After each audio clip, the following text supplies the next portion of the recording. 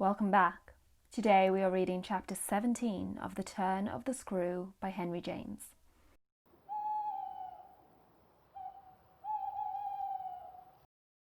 The Turn of the Screw, chapter 17. I went so far in the evening as to make a beginning. The weather had changed back, a great wind was abroad, and beneath the lamp in my room, with Flora at peace beside me, I sat for a long time before a blank sheet of paper and listened to the lash of the rain and the batter of the gusts. Finally I went out, taking a candle. I crossed the passage and listened a minute at Miles' door. What, under my endless obsession, I had been impelled to listen for was some betrayal of his not being at rest, and I presently caught one, but not in the form I had expected. His voice tinkled out. "I say, you there, come in." It was a gaiety in the gloom. I went in with my light and found him in bed, very wide awake, but very much at his ease. "Well, what are you up to?" he asked, with a grace and sociability in which it occurred to me that Mrs. Grose, had she been present, might have looked in vain for proof that anything was out. I stood over him with my candle. "How did you know I was there?" "Why, of course I heard you. Did you fancy you made no noise? You're like a troop of cavalry." He beautifully laughed. "Then you weren't asleep?" "Not much. I lie awake and think." I had put my candle designedly a short way off, and then, as he held out his friendly old hand to me, had sat down on the edge of his bed. "What is it," I asked, "that you think of?" "What in the world, my dear, but you?" The pride I take in your appreciation doesn't insist on that. I had so far rather you slept." "Well, I think also, you know, of this queer business of ours."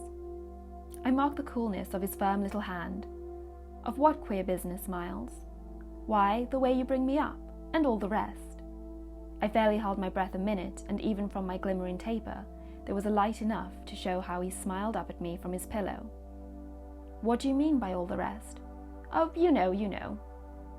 I could say nothing for a minute, though I felt, as I held his hand, and our eyes continued to meet, that my silence had all the air of admitting his charge, and that nothing in the whole world of reality was perhaps at that moment so fabulous as our actual relation. "Certainly you shall go back to school," I said, "if it be that troubles you. But not to the old place. We must find another, a better." "How could I know it did trouble you, this question, when you never told me so?" "Never spoke of it at all."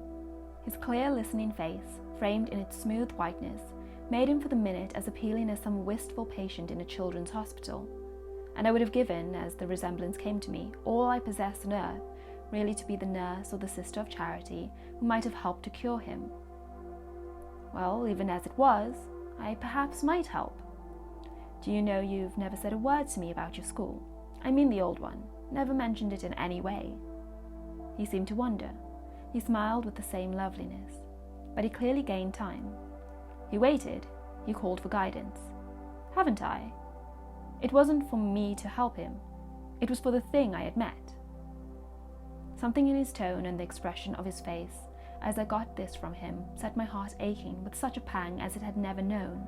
So unutterably touching was it to see his little brain puzzled and his little resources taxed to play, under the spell laid on him, a part of innocence and consistency. "No, never, from the hour you came back. You've never mentioned to me one of your masters, one of your comrades, nor the least little thing that ever happened to you at school." "Never, little Miles, no, never have you given me an inkling of anything that may have happened there. Therefore you can fancy how much I'm in the dark. Until you came out that way, this morning, you had, since the first hour I saw you, scarce even made a reference to anything in your previous life. You seemed so perfectly to accept the present.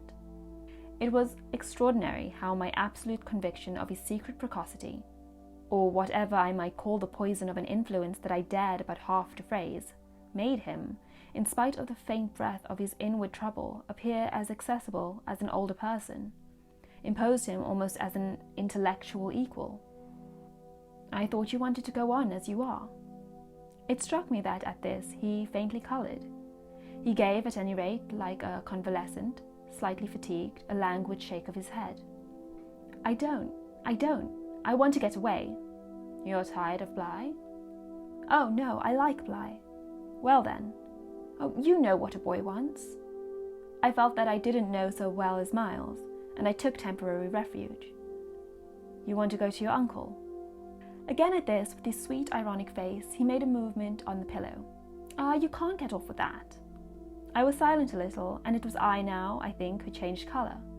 My dear, I don't want to get off.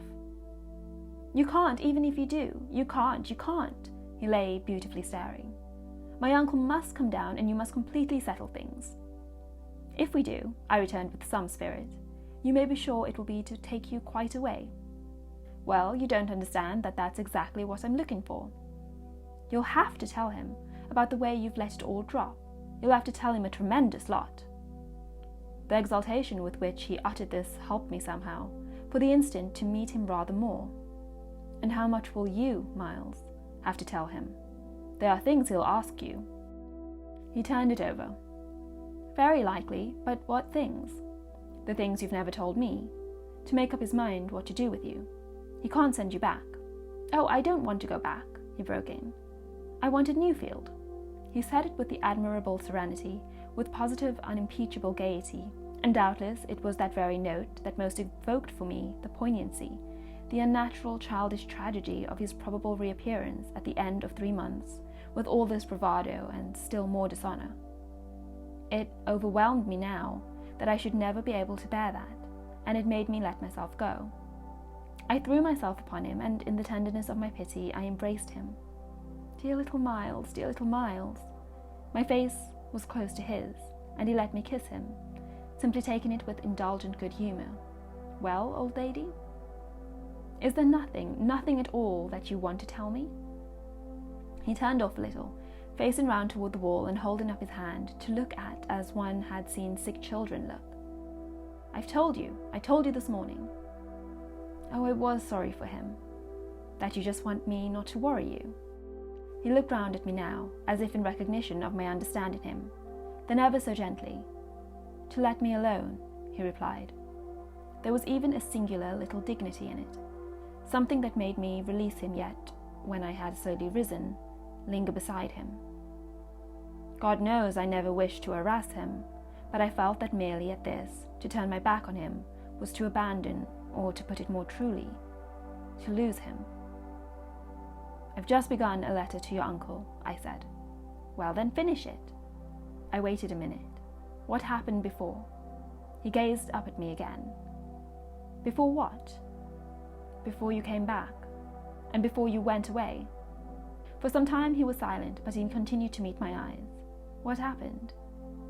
It made me, the sound of the words, in which it seemed to me that I caught for the very first time a small, faint quiver of consenting consciousness, and made me drop on my knees beside the bed and seize once more the chance of possessing him.